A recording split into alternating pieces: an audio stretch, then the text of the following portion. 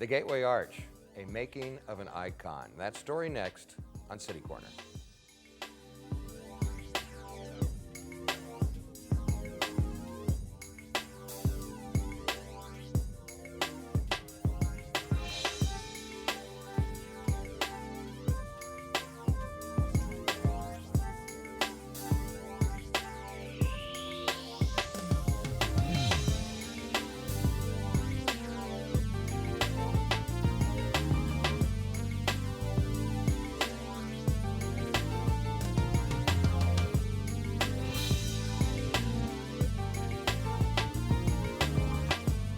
Potter, and welcome to City Corner.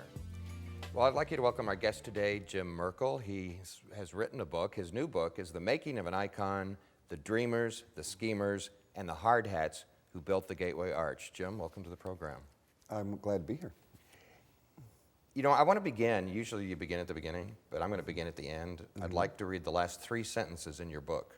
Okay. Because I think it's a good starting point. And the last 3 sentences in your book, you're quoting St. Louis Mayor Francis Slay. Mm-hmm. And he's talking about the arch, and this is what he has to say. Quote, this is Mayor Slay. When you say St. Louis, people think of the arch. When you say the arch, people think of St. Louis. Wherever you are in the United States, and pretty much wherever you are in the world, it's our image, it is our identity. Absolutely. You agree with all of that? Oh, absolutely.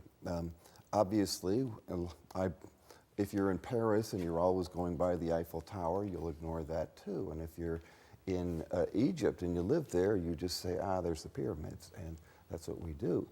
But frankly, 1,000 years from now, if there still are human beings, 1,000 years from now, people will be coming to St. Louis because of the arch. Since you bring that up, this was in the back of my mind. You say 1,000 years. I know you just pulled that out of your hat. But I was thinking, you know, buildings don't last forever. No. Usually they're torn down. Maybe it might be a couple hundred years. Has anyone ever said how long the arch is supposed to last? Can a monument, can a structure like that, can it last 1,000 years? Does anybody know? Well, that's what Eero Saarinen, the designer, wanted it to do. And it's under so much pressure. All kinds of ways, but it's got a good stainless steel exterior. I don't see any reason why it shouldn't. Well, you know, wasn't too long ago, was it last year, there was some news stories about repairs they had to make. Was it rust, and it made you wonder if there would be structural problems. Well, stainless steel itself, it's a mixture, 18% of it is chromium, and 8% is nickel, and it's specifically made so that there is oxidation, but the oxidation forms a protective coating. What's probably there now, and we won't know until somebody goes down and checks it in a lab, it's probably 50 years of grime from St. Louis. And right. Probably, maybe, and we don't know, you could fix it with some Windex and some paper towels. That easily, huh? Well, maybe it's harder, but the National Park Service absolutely insists that there is nothing structurally wrong with it. All right, well, that's good to know. Let's go back to that point about the arch, where you quoted Mayor Slay about the arch being the symbol of St. Louis around the world. You know, sometimes I think people that live here, sometimes they forget that we are known around the world for the arch. Do you find in your research and talking to people, visitors that come here, when someone, you know, knows the arch from pictures and photographs and then comes here and sees it for the first time, what their reaction generally is? Wow. I quoted a minister from England by the name of Wesley Richards, who has been coming over here quite regularly since the late 60s, and he always goes up and he says that's the way people know it. It's and other people, it's such a beautiful thing, and you know, like it was designed by one of the premier architects of the 20th century. It's one of his, if not his best design, it's his best. He spent 14 years designing, and yet he died without even seeing it built. Eero Saarinen. Saarinen. I always have a little bit of trouble pronouncing his name, but Finnish. he also designed one of Dulles Airport in D.C. and I don't know what Dulles else. and the TWA terminal in New York at JFK. Beautiful thing. It seems like he had a thing against straight lines, but he had a tremendous work ethic. When he was first designing it, he was him and a friend would start at 9 or 9:30 in the morning, and they around midnight they said, "Well, let's do one more thing," and they would always wind up working until 3 or 4 in the morning. And through your research, and you did a lot of research on this book, but speaking of the architect, you actually spoke to his children. Oh yes, Who are adults now, of course. Sure. And interestingly, one of them very reluctantly became a landscape architect because she didn't want to do anything like her father. One of them was the designer of a producer of some wonderfully artistic commercials. His name is Eric. And one thing about him is Eric, he's in his 70s, has only recently forgiven his father for what he put him through, because he was not a family man. He was not a guy who was home He was in the office all day. He was in the office. He was going around. He divorced his first wife for a lovely New York Times reporter who had come out to interview him for an article for the New York Times Magazine. No kidding. And the second day of the project, while they were being very friendly. Huh. Well, that's interesting, a little glimpse into his personal life. Does kids give you, what other kinds of insight did his children give you about the man or about the project?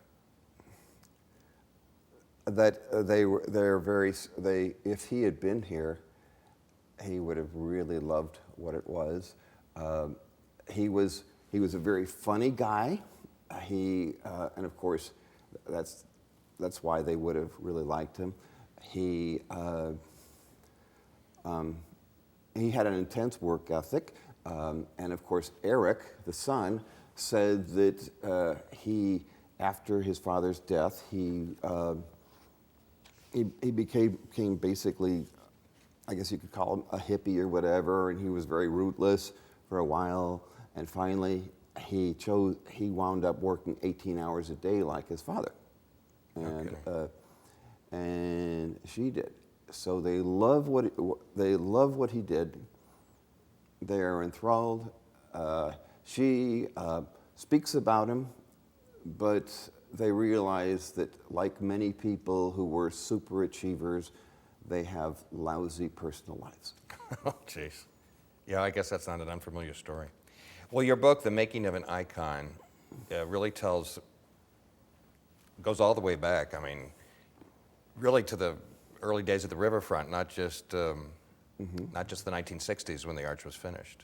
Right. It's actually, and my first line is the story of, the story of the Gateway Arch began when Auguste Chateau, sometime in the middle of February of 1764, climbed up a little hill on the Mississippi and established a village, because the Gateway Arch is located on around where a little bit to the east, just a small amount to the east of where First Street was. Let me throw an image up on the screen. We have an old map of the St. Louis riverfront. I think this may have been after they started to clear some things, but you can clarify that. Mm-hmm. We're going to take a look at that. It's a map of the old St. Louis riverfront. What are we looking at? Well, actually, that's not the old St. Louis riverfront. That is one of the I'm sorry. That is one of the 172 designs that were proposed. That's one of the. Oh, I see. That's not an arch there. That's not an arch. But that is the St. Louis riverfront. That is the St. Louis riverfront, and there were 172 designs, and it is absolutely wrong. Of course, in the competition, and of course the one that was The one that was chosen was the only one that could have worked there, which was Aros Aronnax. Was it a controversial decision or a competition? No, it was not. It was so obvious. There's a fellow by the name of Harry Richmond. He's a retired architect, and he's now in his 90s. He lives in University City. He was in Washington University School of Architecture, and he was asked to help out, to volunteer at where they brought in all of these proposals in that they were just and they were just removing it from their case, each one of them from their case, and they and that they were going to be put up on easels. But when they came to when he opened up the one with the gateway arch, he looked at it. He says, "That's going to win." Let me get my time frame correct. Tell me if I'm right. They started clearing the arch in the 1930s, the grounds. They started clearing the arch, the grounds at the end of the 1930s. So when was the design for the arch chosen? The design for the arch was chosen in February of 1948. And it wasn't completed till mid-60s? Yeah, basically they were trying to get funding, and there was also an elevated railroad that they had to move, and there was all kinds of negotiations, and they couldn't start until that they moved it. And that's the railroad you see when you go into the arch grounds. So, to someone like me that doesn't know anything about construction or projects or anything, it seems like when you start clearing land in the 30s and the project's not done till the 60s, that's a long time. Yes. Yes, it is.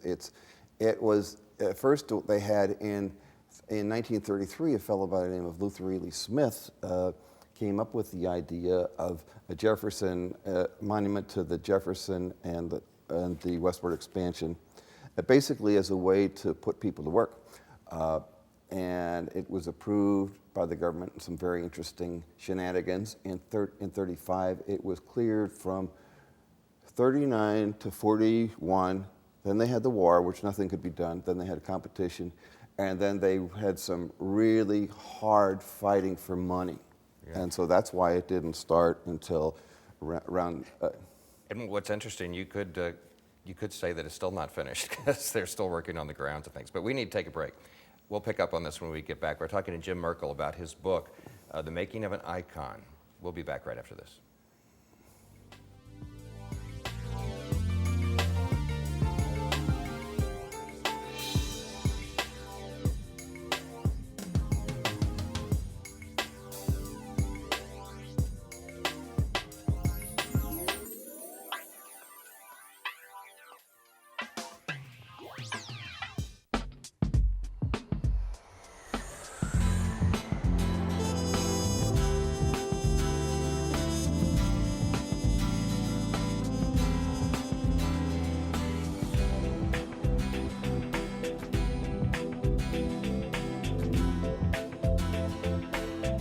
Experience St. Louis!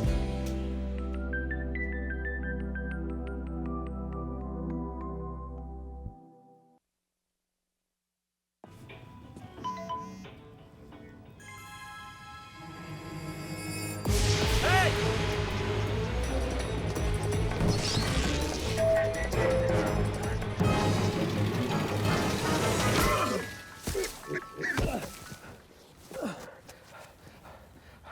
So, same time next week? Well, of course.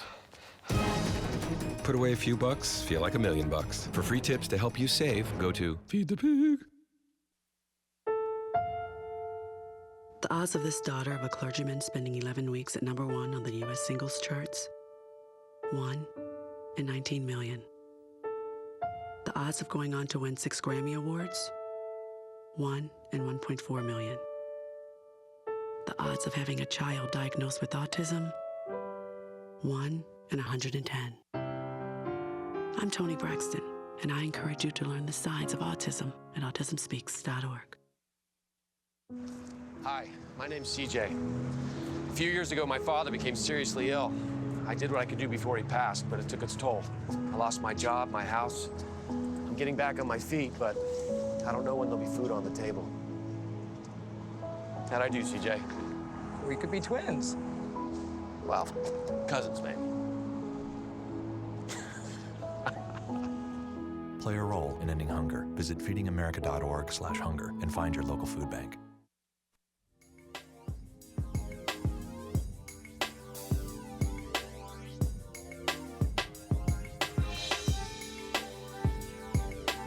I'm Steve Potter, and welcome back to City Corner. We're talking to journalist Jim Merkel today. Jim's been a guest on this program a couple times over the last few years. His other books include Hoosiers and Scrubby Dutch, which is about Germans on the South Side. St. Louis, the South Side is another book. And Beer, Brats, and Baseball, St. Louis Germans. Right. But Jim's new book is The Making of an Icon, The Dreamers, the Schemers, and the Hard Hats Who Built the Gateway Arch. Jim, I want to ask you about your title. The Dreamers, the Schemers, and the Hard Hats. I know who the Dreamers were, I think. I know who the Hard Hats were. Who were the Schemers? Oh, yes. Mayor Bernard Dickman, who was a feisty bulldog of a mayor. He was a Democrat. He was in real estate, and he was elected in 1933, first Democratic mayor in quite a while.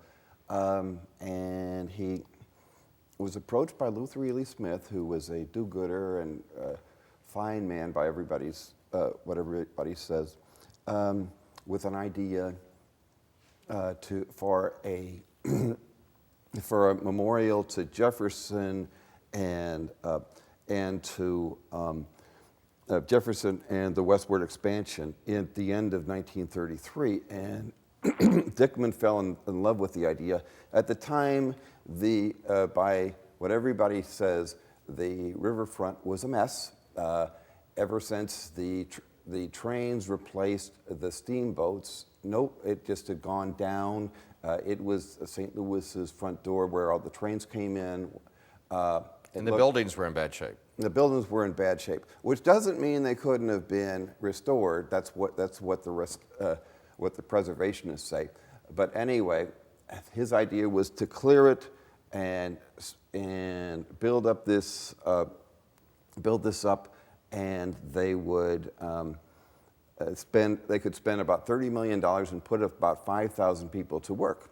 And so they contacted the federal government, and the federal government came back and said, that sounds like a good idea, but the city needs to come up with a quarter of the money, which is typical match. And so they had an election for a bond issue in September 10th of 1935, and the mayor went out and he said to everybody, in public where he knew reporters were writing this down, I don't want any slackers in my army. I want to know the names of the city employees who didn't work for this project afterwards. And so it came out and it won. And so they presumed that the federal government would come up with the money immediately, like within days, and they could start clearing and putting people to work. Federal government delayed, and they went up, and and Roosevelt said, well, and this was in I think it was November 18th of 35. There was the Afternoon Post-Dispatch. They said Roosevelt said today that this afternoon he would sign this document to give that $22.5 million, and so he would just turn it over to his attorney general, a man named Cummings, just to have a legal look over. And Cummings just said, that's not going to work, because you can't obligate the federal government for future years.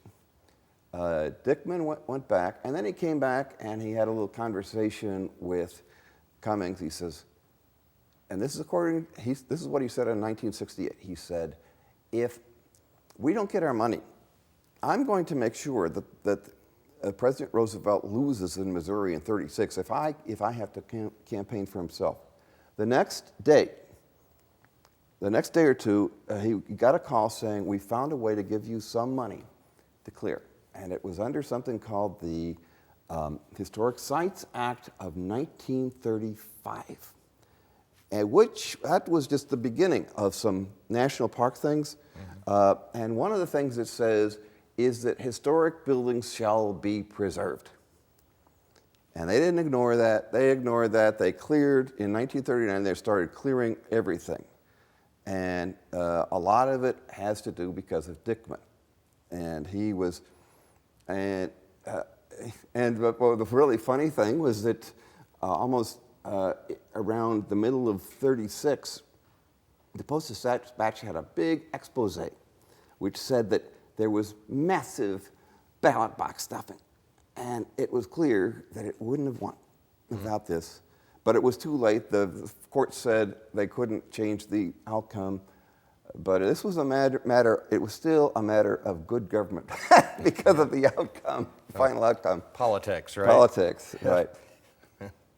Let's look at some of the, well, before we do that, I just want to set this up. You have to be of a certain age. If you are of a certain age, you remember the arch during its construction. Right.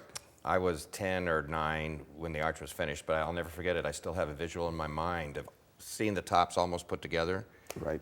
Driving by. And you grew up in Webster Groves and De Pere, was it?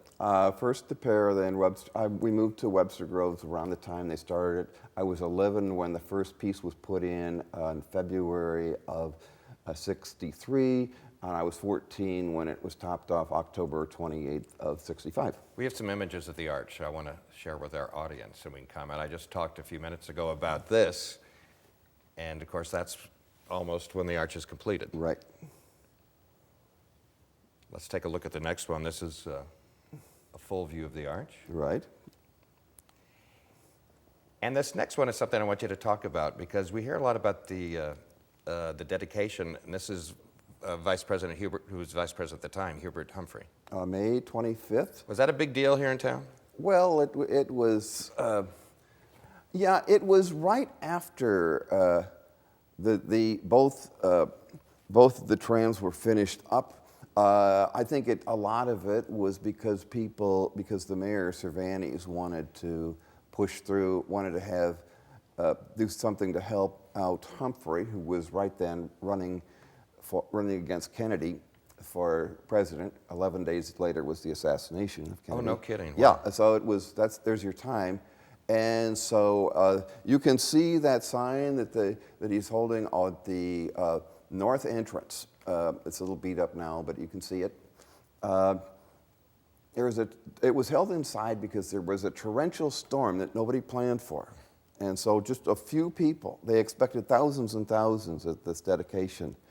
And he made his speech and he said how wonderful the arch was. And people were pulling their hair out that there was no plan B for this.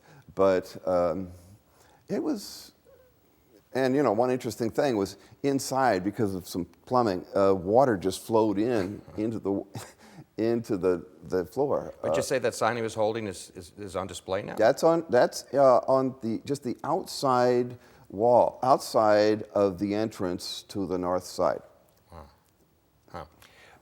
We have one more image I want to take a look at and explain the whole wrinkle thing. How long have we been hearing about the arch's wrinkles? Not many people know about it. I didn't know it was there. It's not something I consciously noticed. No, it's something that they realized around 1965, and you know, smart engineers knew that it was going to happen. What the problem you have is that on the inside wall you have structural steel, and on the outside wall you have stainless steel, and there's these connectors called stiffeners that are kind of welded to each side, and the real problem is that in heat, stainless steel expands 50% more than structural steel, so it has to go someplace. And this is not much. This is just a slight, just less than an inch, or even much less, within acceptable range. But it still shows up on the ground. I like the way it looks. Is that silly? Oh, I love it. I love it. It doesn't look like a mistake to me. No, it doesn't. And so, again, 1,000 years from now, when they'll forget who Eero Saarinen says, they designed it that way. because the way the light plays off it, I just think that's a neat look. There's something I want to bring up. Last year, there was another book about the arch. I have a copy of it. I haven't read it yet. Okay. But I think it was kind of controversial. And I did notice that the person who wrote it, I don't know if they have any St. Louis connection, but I believe they're on the faculty at the University of Kentucky. Right. I don't know if there's a St. Louis connection there. But it's a, would you call it a critical look at the arch in general and the whole project? I think the author makes a point that our whole riverfront and the arch area is an example of failed urban planning, and that you were talking about Dickman tearing down the buildings, that we would have been better off to restore those buildings and never built the arch. Now, I feel like I disagree with the author, even though I haven't even read the book. So anyway, where do you come down on it? Well, he does say that the arch is a wonderful thing, that it's a mixed success. I personally think that he probably pitched this to his editor that way, and he had to prove it.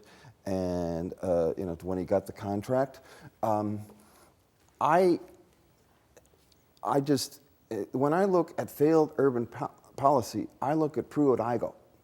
And I know that when I've said that, I know that there's going to be a St. Louis here in 1,000 years because of the Gateway Arch. I don't see that as failed urban policy. When he says that it has helped to speed the decline of St. Louis, I can give you white flight, I can give you racism, I can give you the highways, all kinds of things.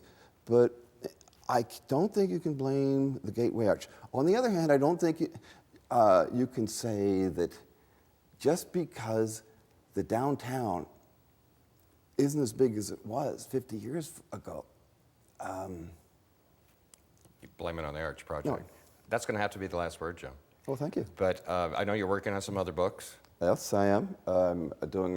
Working on a reissue of Hoosiers and Scrubby Dutch, and one about unique homes and some others. Well, Reedy Press does all your books. I want people to know that. We'll have some contact information come up.